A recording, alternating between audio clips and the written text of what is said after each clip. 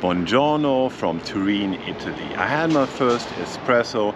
The weather is beautiful today, and I'm gonna show you today how I shoot with 35mm and why I love this focal length so much. I'm gonna show you my personal triggers in street photography, so what brings me to stop on the street, my process of composing a street photo, and hopefully a good photo in the end. Let's start. Oh, and setting wise, I'm gonna use the Sunny Rule 16 today because it's a really beautiful day. So I'm gonna shoot with aperture 11-16, ISO 400 and 500 over a second roundabout. I love these old neon signs in Trine, they're everywhere. And when they're coming with a reflection, it's even better. So I waited for a few minutes until this young gentleman came, and I really loved this photo. Here's another neon sign near one of the main squares of Turin, Piazza San Carlo. And I didn't have to wait for a long time until this gentleman walked into the frame with a very cool hat. An old man with a hat. Can it get even better in street photography? So I really must say that Italy is my favorite country for street photography in the world. People are super relaxed, beautiful architecture, great food, and so many interesting cities like here in Turin where I am right now. It's less touristy than Venice, for example, or Rome. So it's good to know a few words in Italian. The people are super relaxed. I'm here now for 1 month and I really love it. Many interesting photo exhibitions, museums. It's a street photography mecca. Please come here and visit and see it for yourself. Around the old squares of Turin you have these beautiful light in the colonnades during the whole day. I was waiting here for an interesting character, and there was this guy with his luggage. And I really like this photo because the guy is in the shadow and his luggage is still in the light. Oh, and I'm also thinking of doing a comparison test between the Fuji x100v and the Fujinon 23mm on my X-T4. Please write in the comments if you want to see something like this. We have these reflections here. Let's see. Oh, they're interesting. You see these letters in the foreground and the reflection of the wall in the background. If somebody walks through this, it's gonna be a pretty nice photo. Yeah, maybe these people, yeah.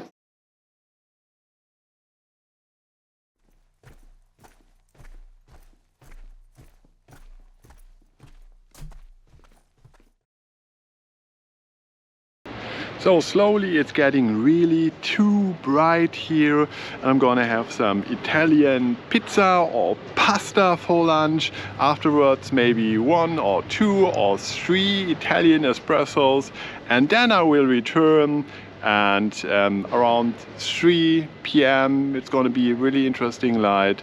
Let's see you then. I guess it was worth the wait. It is around 3 p.m. now. It's a beautiful sunny afternoon here in Turin. The light has gotten much better now. I think we will get some beautiful deep shadows today. I'm very curious. Let's go. A zebra crossing in a beautiful light. These are always great places for street photography. So I stood there and waited, as always, for an interesting character to walk into my frame. Shopping windows are perfect subjects, especially on sunny days. I really love this window here. It's kind of complex with all the stuff in here, and I really like this photo. I wanted to experiment with this beautiful strip of light at this huge square.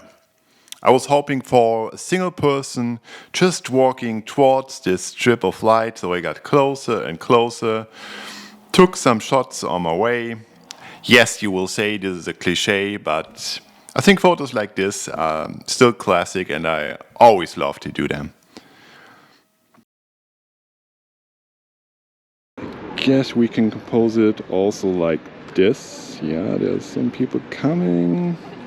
Oh, that looks beautiful. Yeah, that looks nice. This looks nice. Now you have the shadows on it as well. So, maybe you have seen it. For me, the trigger is always light, beautiful light. Mostly I use the fishing technique where I then just wait for interesting characters walk through my frame. And while I'm waiting, I have the time to adjust my photo and to compose it the way I want it to be. I always want to have the leading lines in one corner of the image if possible. So I'm trying to put the architecture on the right side, the leading lines to the top on the right, and the other leading line you see on the bottom left, which is only composed by the light, the natural light now.